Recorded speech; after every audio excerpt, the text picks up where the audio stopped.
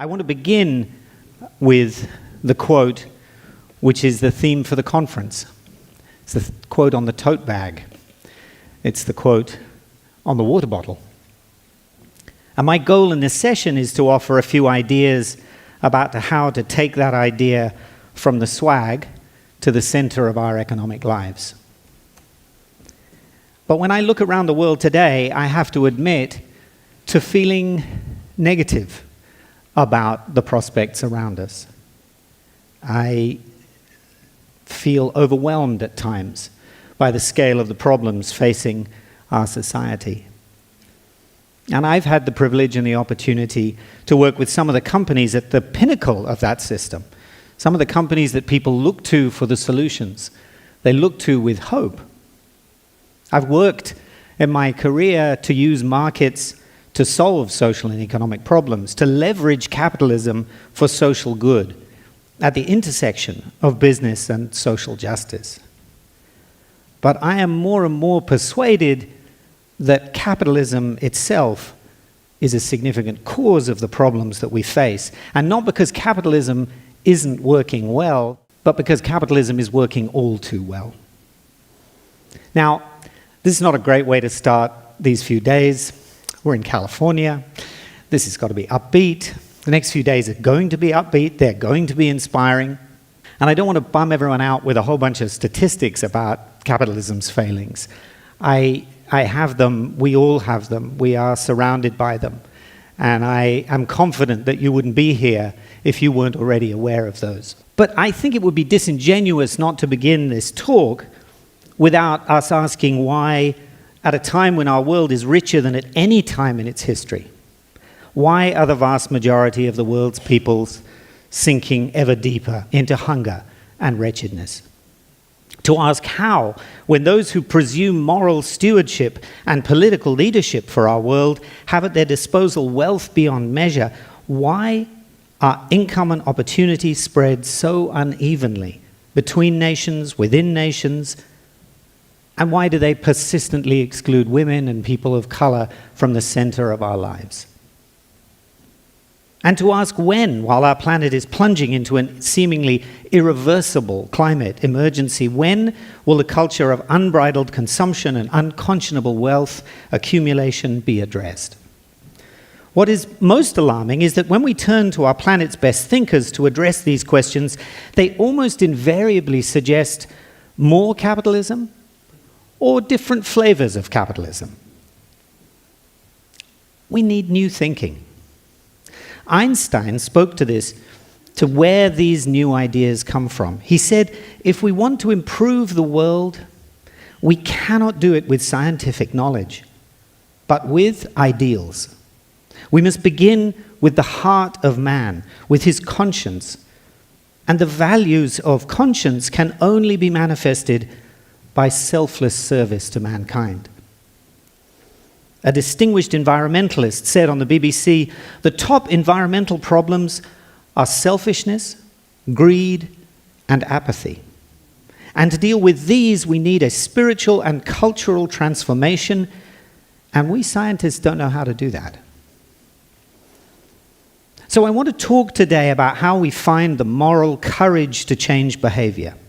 Now, it's tempting to talk about what others should do, what politicians should do, what countries should do, how our system should be different. If I could ban should from this stage in the next few days, I would. I'm tired of should. I want to talk about 4 things that we can all do to build spiritual capital and to help us lead a coherent life where our economic decisions are in accordance with our ideals. And I want to acknowledge here a huge debt of gratitude to a talk I heard Brian Stevenson from the Equal Justice Initiative, many of you know, give about 4 things to do about, he was speaking in the context of criminal justice. The first thing Brian said that we could do is to get proximate. To get closer to those whose problems that we seek to address, those who suffer in our midst. We are simply too distant. Here in Asilomar, we are too distant. in most of our workplaces, in most of our boardrooms, we are too far away from the realities of the world. And the more distant we are, the easier it is to tune out the human suffering and rationalize the decisions we make. When you get close, you simply can't do that. I was working with the CEO of a major global mining company, and they were in the process of building a massive copper mine, a copper mine that was going to be more valuable than a third of the GDP of the country where it was being built. A copper mine that was going to produce was, at the time, the largest undeveloped copper mine in the world. And in global terms, the building of this copper mine was going to displace 80 or 90 herdsmen. Now, when you take a step back and you think about the needs of the world and you think about the impact on populations and climate and things, you think to yourself, 80, 90 people, that's not a big deal. And every report that he was being given spoke to the impacts of the mine on water, the impacts of the mine on the ecology, and even the impacts of the mine on these people. Only 2 of these herdsmen needed to actually be relocated. Apart from that, he was told everything would be fine. But I was on the ground and I knew the situation was different. I knew that it only took one herdsman with one camel to lie down in front of the gate of that mine, and there wasn't another drop of copper, there wasn't another ton of copper concentrate that was going to leave the mine. And so I kept warning him, I kept telling him, the situation is not good. You are not hearing what is going on. You don't understand the reality on the ground. And so he asked me what to do, and I said, give me a week. Give me a week, you and I, and bring your sleeping bag. And so he came a few weeks later, and the 2 of us drove. He came incognito. This is a man who usually travels with an entourage. And we traveled incognito for a week. And every night we drove to a different herdsman's encampment. We asked permission and we visited with them. And we slept the night under the stars outside the camp. And every day we drove on to another family and another house and we visited. And day after day, he heard stories. He heard about the challenge of moving animals around a mine site. He heard about the temptations of the mine to the kids of the next generation and how these herdsmen were terrified that their lineage would end, that there would be no next generation to take on the life and the traditions that they had carried for thousands of years. He heard about how the water table rose and dropped at different times of the year. He heard about the impact it had on the animals and on the ecology. And more than anything, he saw the tears in the eyes of these herdsmen and herdswomen when they spoke about what they were losing. Now, I don't want to tell you that suddenly everything changed. I want to tell you he went back and, everything. This is not a silver bullet. This was not a simple solution. But something in his heart was transformed. No one could ever present to him again without him knowing who was being talked about. And it was, at least for him and for the decisions that he made around that project, transformative to be close, to get proximate. Now, we have to be mindful that, as I say, this is no silver bullet, and that our own prejudices and perspectives can affect deeply what we see, and that kind of brief exposure is not the same as being truly a part of a society, of truly understanding those problems. And there remains a place for data and science and analysis and all of those other things. But it was something that he could do. It wasn't a series of things that other people should do. It was something that he could do, and he did. And so I want to offer that as something tangible, something practical that we could all do in our lives. We have to do it carefully. We have to do it wisely. But it's something that everybody here can do. And not just in the workplace, we can do it in our neighborhoods and in our communities. Because seeing knowledge for ourselves and seeing with our own eyes and not through the eyes of others can help us read other people's reality more clearly and act more justly. and it's perspective changing, and it's transformative. The second thing we can do is to change the narrative, to change how we think and speak about the world around us. And by doing that, we can change the narratives that shape and limit the opportunities for others around us as well. Now, this is not just about changing the language we use. It's not about semantics. It's not also some sort of wishful hope that we can talk our way out of these problems that we face. They require much more than that. They require systemic change. They require investment. They require tangible changes. But we know that the mental models and the paradigms that we use to understand the world around us can limit our thinking or liberate our imagination. And they can have a huge effect on those who are the most downtrodden. I've seen how this can be shaped by business in fantastic ways. Let me tell you one example of this. The stigma associated with having HIV/AIDS. Quite apart from the reality of the disease, its transmission, its health effects, its treatment, the stigma that people living with HIV experienced and still experience in many parts of the world, and particularly in sub-Saharan Africa, can be devastating.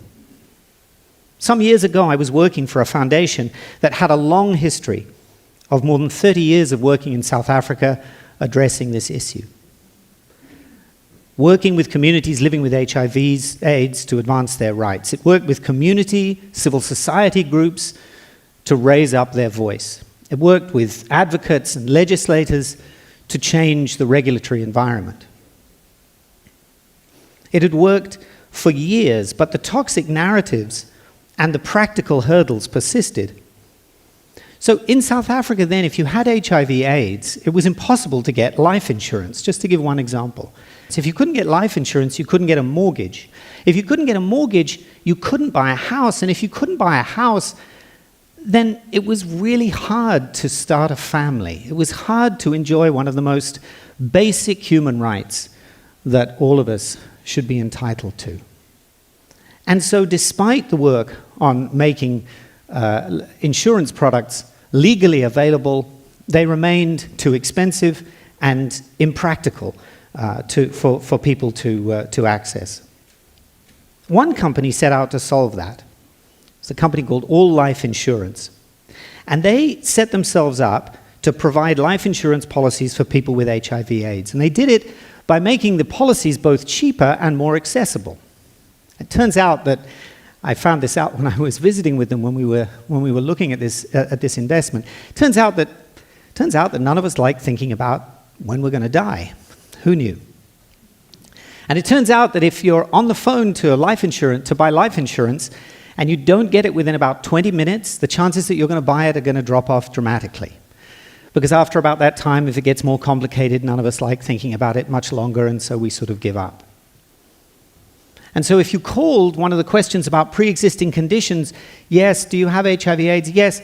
Well, let me put you through to another department and let's fill out some forms and let's get back to you in a few days. And it got very difficult. And not only difficult, it got impossibly expensive. Insurance companies just simply weren't interested in serving that sector of the market. They saw them as a problem. They saw them as victims. They had pity. But the narrative was that that was a problem. These people were a problem. Now, they solved this in a fantastic way. First of all, their product was designed to be sold to people with HIV/AIDS. You got on the phone, yes, you have AIDS, yes, let's keep going. Secondly, they discovered that if a person living with HIV/AIDS would attend a clinic and take an antiretroviral once a year, then the life expectancy, according to the actuarial tables, was almost that of a normal life. And so they could price that insurance policy in two ways. If you showed proof of attendance at a clinic, the policy was this price, and if you didn't, the price increased. Now, this was hugely successful. They were suddenly speaking to a sector of society that had been treated as other, had been disregarded and ignored, and they were meeting them where they were with a product that they needed.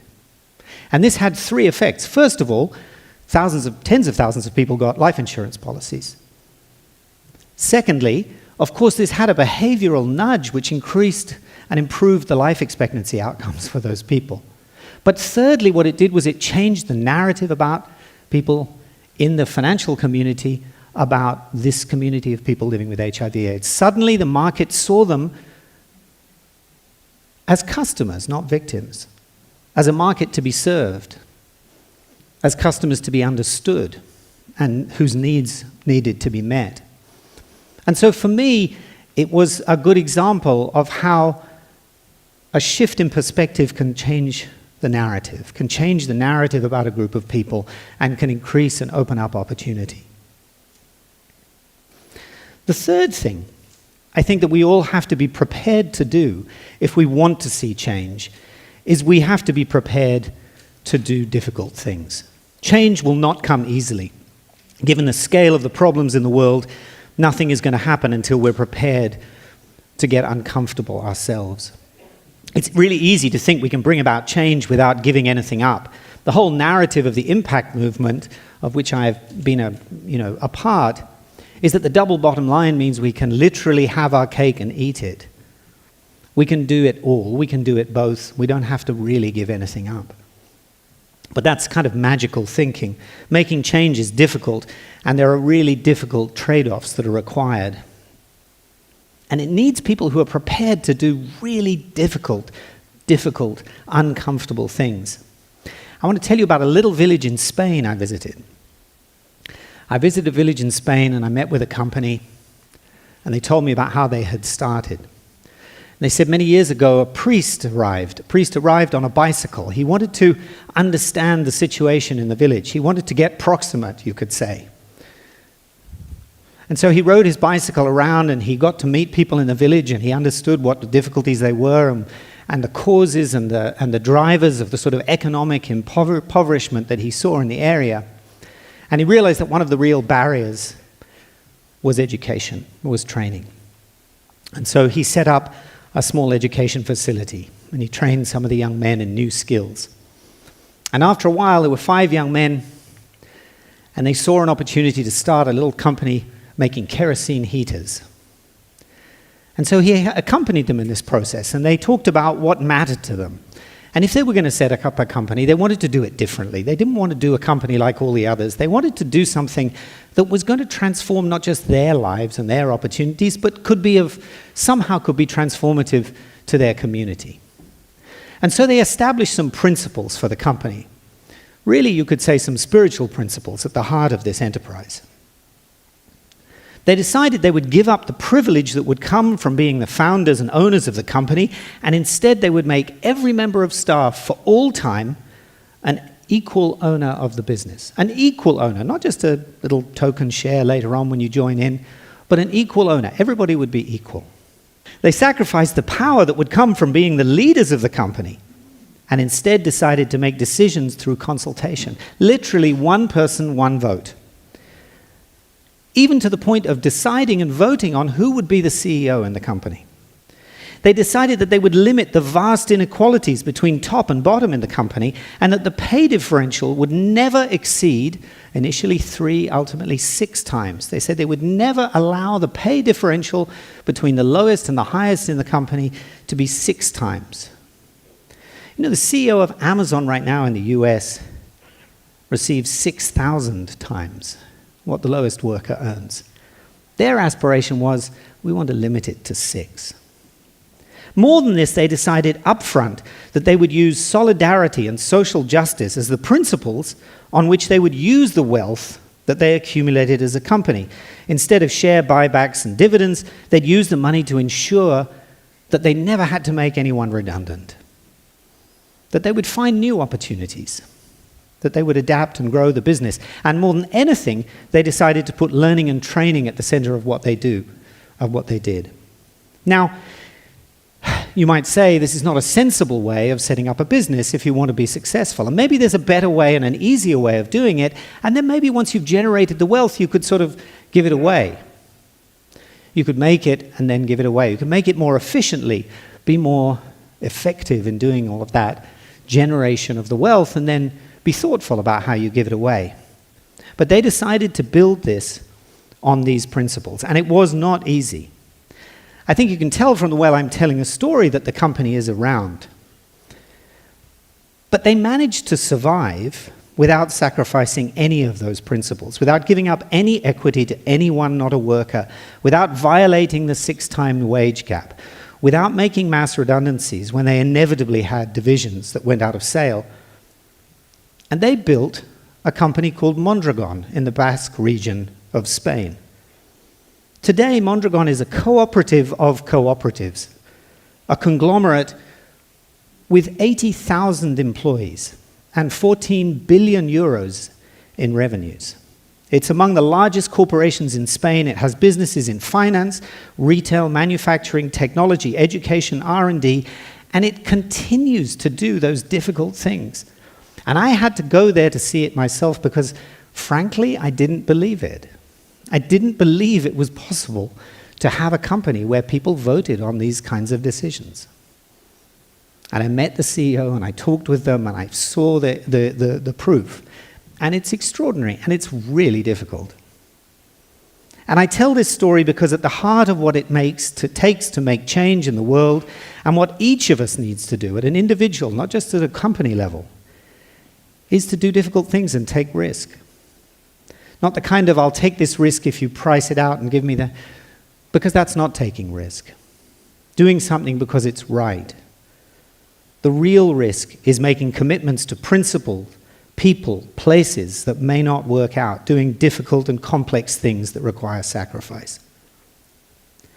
The fourth and final thing, and then I'll close, that I think that we can all do to translate these ideas into reality is to choose to be hopeful. I started out by being honest about quite how hard I find it to be hopeful in these days. But I am persuaded that hope is a conscious choice that we can make, and not just a state of mind we find ourselves in. It's also a choice we must make if we want to build a better world. It's not irrational optimism. It's not choosing to invest in something that looks like a winner. Hope is, in the words of the Nobel laureate Václav Havel, an ability to work for something because it is good, not just because it stands a chance to succeed. I think the most hopeful investment I ever was a part of was an investment in a women's-based group lending microfinance scheme for groups of women in Sierra Leone and Liberia in the middle of the Ebola crisis. It could not get any more hopeless. It was the definition of hopeless. We were told we would lose our reputation, and of course we would lose our money if we made the investment. But my boss at the time was determined that we would. He was determined because it was led by one of the most hopeful, hope-filled individuals I have ever had the privilege to meet. If I asked you what was the largest NGO in the world, you would probably say Oxfam, you would say IRC, you would say the Red Cross. The largest NGO in the world is called BRAC. It's from Bangladesh. It employs 80,000 people. 126 million people around the world benefit in its services. It was founded by a man called Fazal Abed. He has at the core of his philosophy and his approach the belief that the barrier to poverty is not money, but hope. He said poverty is not just poverty of money or income. And I want to make an important correction to what I said. He doesn't say that the barrier to poverty is not money. That's really easy to stand in a Silomar and say. He said poverty is not just poverty of money or income. We also see a poverty of self-esteem and hope. People trapped in a cycle of destitution don't realize their lives can be changed for the better through their own activities. Once they understand it, it's like a light gets turned on. And BRAC does this in an incredibly detailed and sophisticated way. They graduate people from poverty through a mix of financial support, education, training, healthcare, community mobilization. And it's centered around nurturing hope amongst people that have no hope. And to sit with those women in Sierra Leone, to hear the stories, to learn from their insight, to admire their determination, to see the power of them realizing that they were taking ownership and that they were protagonists of their own growth and development was a lesson that continues to give me hope to this day. So these are the 4 things I want to suggest that we can all do to build spiritual capital and contribute to change. Get proximate, change the narrative, do difficult things, choose hope. And I recognize this might seem to be somewhat at odds with the model of capitalism that prevails in the world. Capitalism exists in what we think of as the real world. This sounds like an ideal world, because capitalism views the worth of an individual chiefly in terms of how much one can accumulate and how many goods one can consume relative to others. But capitalism has a fatal flaw. It itself is at odds with how the real world really works. When we look at nature, we see this. We see that life rewards cooperation. Life builds from the bottom up. Life banks on diversity. Life recycles everything. Life builds resilience through diversity, decentralization, and redundancy. Life optimizes rather than maximizes. Life selects for the good of the whole system. In short, life creates the conditions conducive to life. And so in a very real sense, we are all part of an organic whole.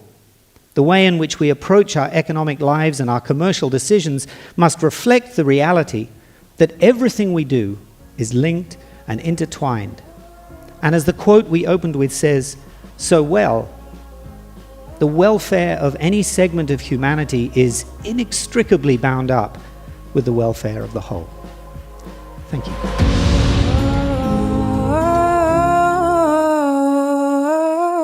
Think of sharing what you know.